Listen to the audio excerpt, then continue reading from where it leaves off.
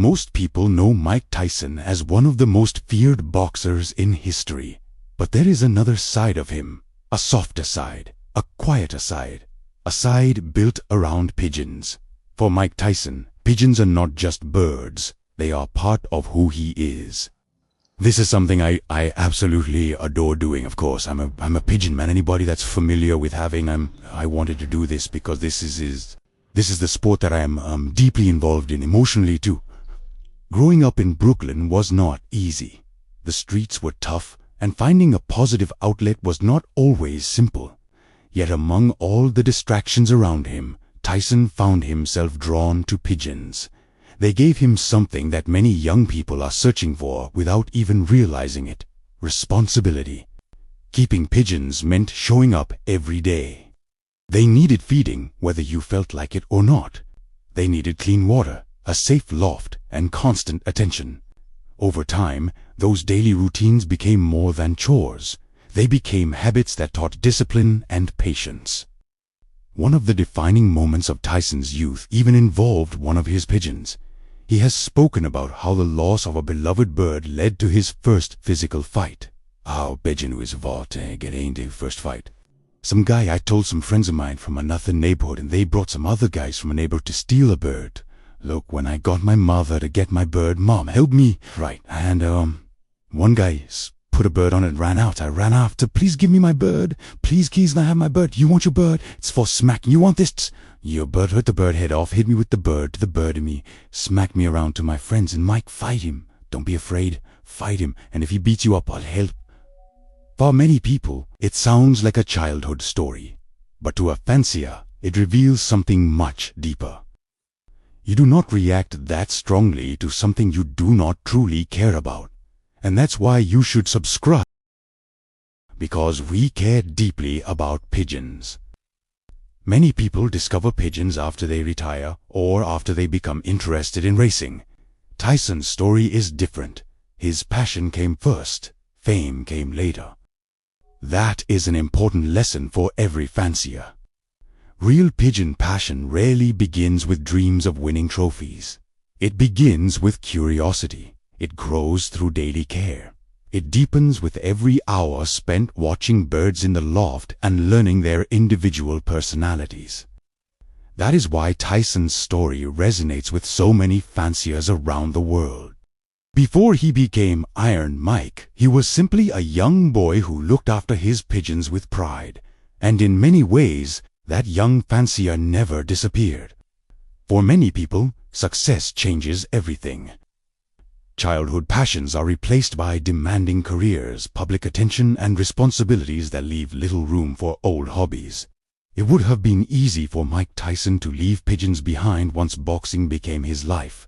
After all, the world expected him to focus on championships, fame, and everything that came with becoming one of the biggest names in sport. But that is not what happened. Even after reaching the top, pigeons continued to be part of his life. He visited lofts, spent time with fellow enthusiasts, and spoke about pigeons with the same enthusiasm he had shown as a boy. That tells us something important. Some passions are temporary. Others become part of who you are. A true fancier does not stop being a fancier because life becomes busy or because success arrives. The connection remains. It simply grows in a different way. There is another detail that many people overlook. Mike Tyson did not just keep any pigeons. Over the years, he developed a particular love for roller pigeons. He was not simply collecting birds because they looked impressive or because they were fashionable. He was drawn to a specific type that matched what fascinated him. That raises an important question. Why rollers? Why would someone with access to almost any pigeon in the world develop such a strong preference for them?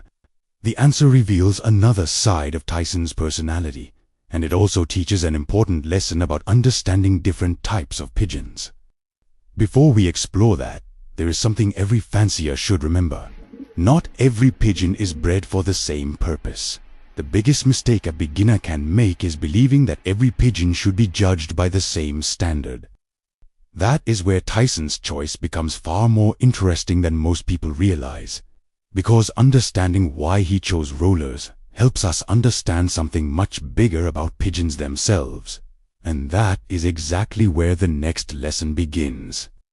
Understanding the difference between roller pigeons and racing pigeons helps you appreciate that not every pigeon is bred for the same purpose.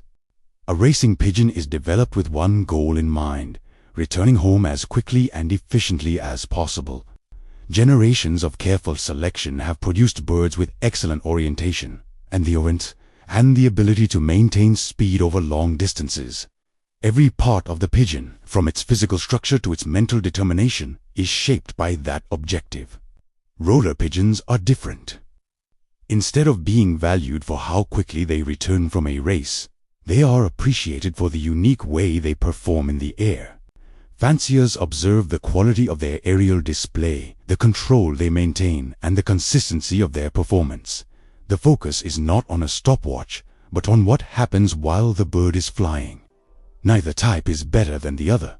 They simply represent different branches of the pigeon world, each with its own history, traditions, and standards of excellence. That is an important lesson for every beginner. You cannot judge every pigeon using the same expectations. A bird should always be evaluated according to the purpose for which it was bred. Expecting a roller pigeon to excel in long-distance racing makes no more sense than expecting a racing pigeon to perform the aerial displays of a roller. Good fanciers understand this.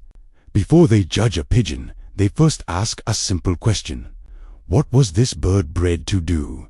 But here is what makes Mike Tyson's story so powerful. He does not look at pigeons as objects. He looks at them like a real fancier. Then he sees character. He sees calmness. He sees feeling. He sees something many people miss. A real fancier does not only ask what a pigeon can win. He asks what the pigeon is. If you are liking this video so far, subscribe to Pigeon Mentor. One of the most encouraging parts of Mike Tyson's journey is that he never stopped being a student of pigeons. Despite his fame, he has continued to visit other fanciers, spend time in their lofts, and learn from people who share the same passion. That attitude is worth paying attention to. The best fanciers are rarely the ones who believe they know everything. They remain curious, they ask questions, they compare ideas. They watch how others manage their pigeons and are willing to learn if they discover a better way.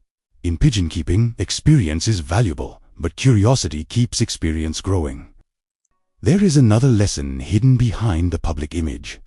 The world saw a fierce competitor inside the boxing ring. Fellow fanciers often see something different when pigeons are involved.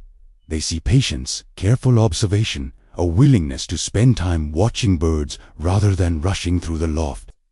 That reminds us that pigeons have a way of revealing qualities that everyday life often hides.